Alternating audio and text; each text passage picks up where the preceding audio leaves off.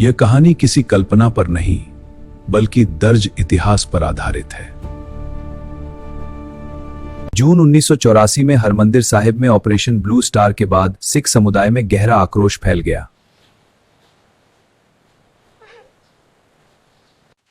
इंदिरा गांधी की हत्या। प्रधानमंत्री की हत्या ने पूरे शहर में डर और सुरक्षा की लहर फैला दी। क्या हुआ, कैसे, भगवान बचाए। 31 अक्टूबर 1984 को प्रधानमंत्री इंदिरा गांधी की हत्या की खबर ने पूरे देश को झकझोर दिया।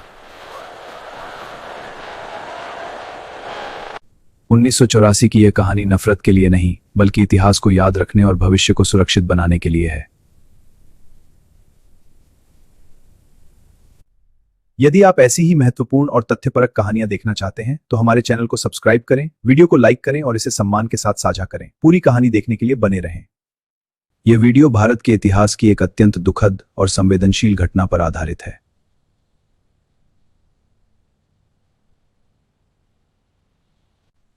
यह कहानी है 1984 के सिख विरोधी दंगों की।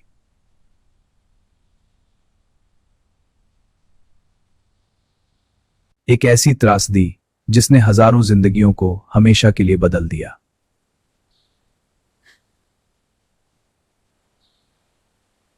यह कोई काल्पनिक कथा नहीं है।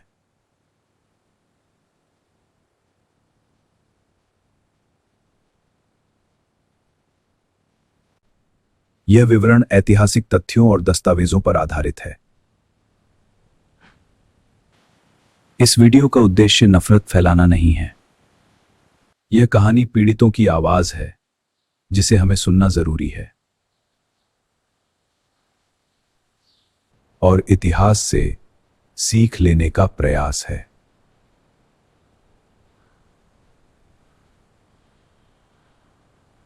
सिख परिवार डर और असुरक्षा के बीच अपने घरों में खड़े थे।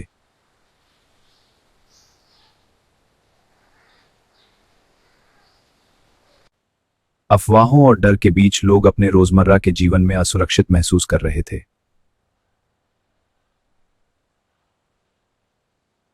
दिल्ली की सड़कों पर भय और गुस्से का माहौल फैल गया।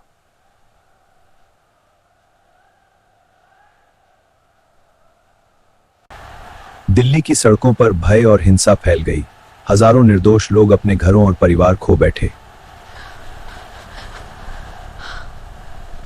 अफवाहें तेजी से फैलने लगीं और लोग भय के बीच इकट्ठा होने लगे।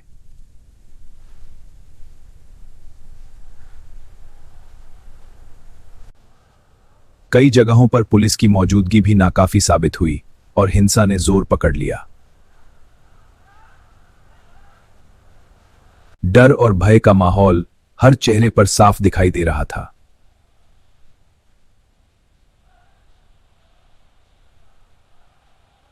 एक नवंबर 1984 को दिल्ली के कई इलाकों में हिंसा भड़क उठी।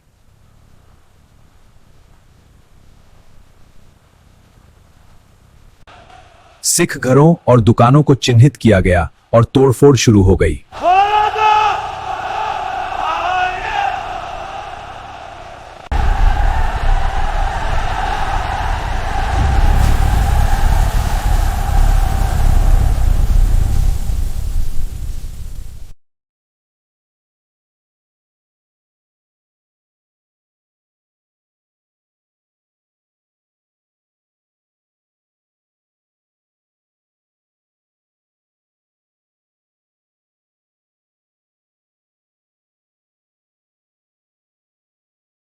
सबसे आम और व्यवस्थित तरीकों में से एक था पीड़ितों पर केरोसिन और अन्य ज्वलनशील पदार्थ डालकर उन्हें आग लगा देना। कई मामलों में पुरुषों और लड़कों के गलों में कार या ट्रक के टायर डालकर उन्हें जिंदा जला दिया गया। भीड़ ने लोहे की छड़ें, खंजर, तलवारें और डंडों जैसे हथियारों का इस्तेमाल किया।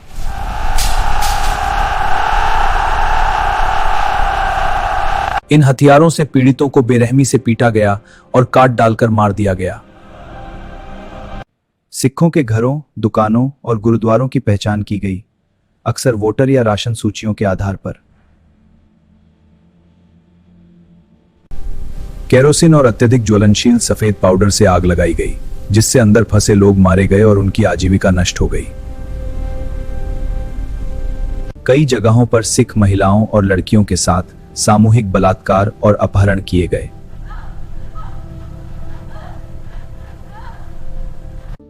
विशेष रूप से त्रिलोकपुरी जैसे गरीब इलाकों में इस तरह की हिंसा के अनेक विवरण सामने आए। सिखों को सड़कों पर, बसों में और ट्रेनों में चलते समय निशाना बनाया गया।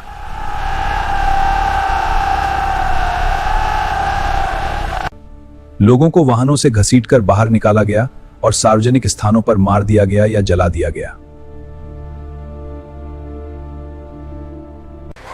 घरों से बाहर निकालकर कई हत्याओं और हमलों की घटनाएं सामने आईं। जल्दी करो, बाहर हट जाओ। दुकानों और गुरुद्वारों को नुकसान पहुंचाया गया।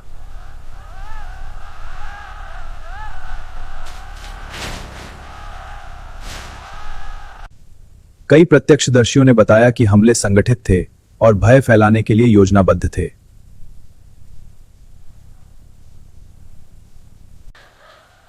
पीड़ितों ने प्रशासन और पुलिस से मदद की गुहार लगाई, लेकिन समय पर राहत नहीं मिल सकी।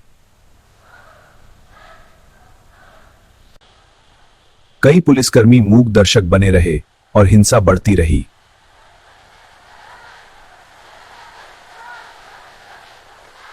कुछ मामलों में पुलिस पर मिलीभगत के आरोप भी लगे और राहत देर से पहुंची। हिंसा केवल दिल्ली तक सीमित नहीं रही, अन्य हिस्सों में भी भय और हमला फैल गया।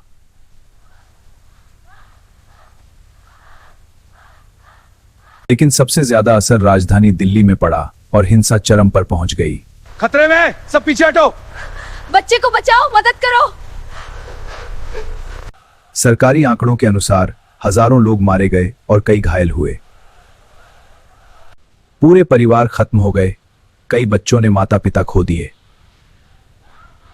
कई महिलाएं विधवा हो गईं और उनके घरों का अस्तित्व मिट गया। लोग पहचान छिपाने के लिए मजबूर हुए और डर हर चेहरे पर साफ दिख रहा था। स्वतंत्र स्रोतों के अनुसार मारे गए लोगों की संख्या सरकारी आंकड़ों से कहीं अधिक हो सकती है। पूरे परिवार खत्म हो गए और कई बच्चे अपने माता पिता से वंचित हो गए।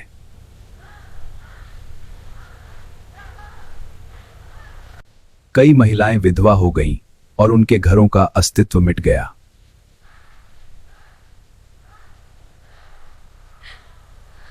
लोग भय के बीच अपने जीवन और पहचान की रक्षा लिए भागने लगे।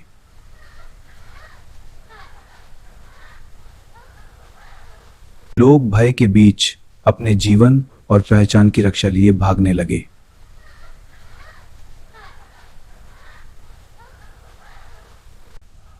घरों का अस्तित्व मिट गया और लोग पहचान छिपाने के लिए मजबूर हुए।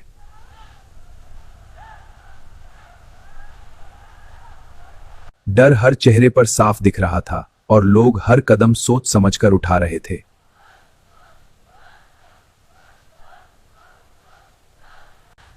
दिल्ली एक शोकग्रस्त शहर बन चुकी थी और हर गली में डर और भय का माहौल था।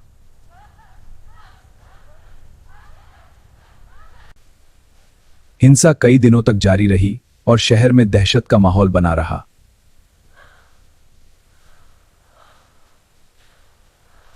हिंसा से बचकर लोग राहत शिविरों में पहुंचे, लेकिन वहां भी कठिनाइयां थीं।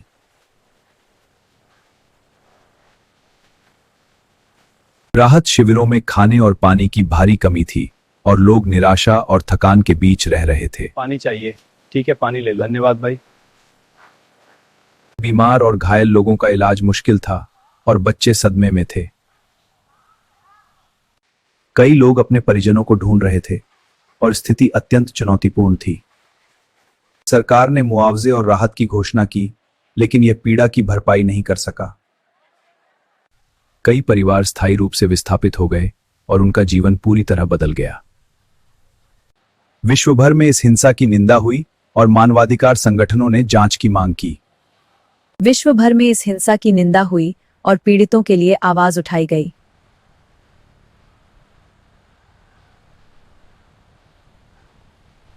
मानवाधिकार संगठनों ने जांच और न्याय की मांग की, लेकिन रास्ता लंबा और कठिन था। हमें न्याय चाहिए। हम आपकी मदद करेंगे, पर कब तक? समय बीतता गया, लेकिन घाव भरने के बजाय और गहरे होते गए। घाव समय के साथ भी भरने के बजाय पीड़ितों की पीड़ा और गहरी होती गई। समय बीतता गया, लेकिन न्याय अब भी दूर था और पीड़ितों की पीड़ा जारी रही। कई जांच आयोग गठित किए गए, जैसे रंगनाथ मिश्रा आयोग। बाद में नानावटी आयोग बनाया गया, जो घटनाओं की विस्तृत जांच करने लगा। इन आयोगों ने कई खामियों की ओर इशारा किया और नेताओं के नाम सामने आए, लेकिन सजा केवल कुछ लोगों को मिली और अधिकांश मामलों में देरी हुई। कई पीड़ितों की न्याय की उम्मीद लंबी और कठिन प्रतीक्षा में बदल गई।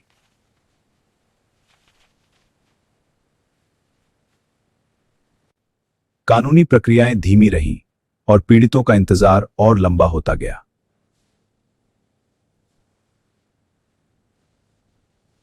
न्याय चाहिए, साडिया वाला सुनो, हम मांगते हैं सुरक्षा, सुरक्षा। जनता ने न्याय और सुरक्षा की मांग में आवाज उठाई, लेकिन बदलाव धीमा था। सरकार ने राहत और सुरक्षा उपायों की योजना बनाई, लेकिन पीड़ितों का दर्द कम नहीं हुआ। धीरे धीरे पीड़ितों ने अपना जीवन फिर से बनाने की कोशिश शुरू की।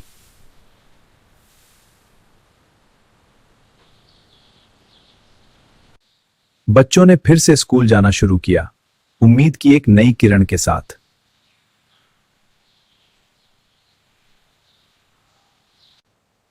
समुदाय ने अपने शहीदों को याद किया और एक दूसरे को संभालने की ताकत पाई।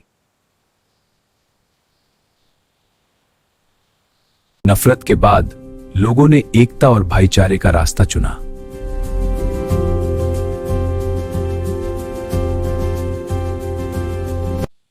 दर्द के बाद भी जीवन ने फिर से मुस्कुराना सीख लिया।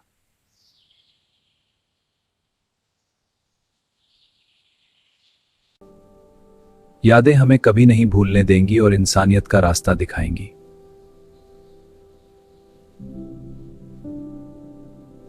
यदि आप ऐसी ही महत्वपूर्ण और तथ्यपरक कहानियां देखना चाहते हैं, तो हमारे चैनल को सब्सक्राइब करें, वीडियो को लाइक करें और इसे सम्मान के साथ साझा करें। पूरी कहानी देखने के लिए बने रहें।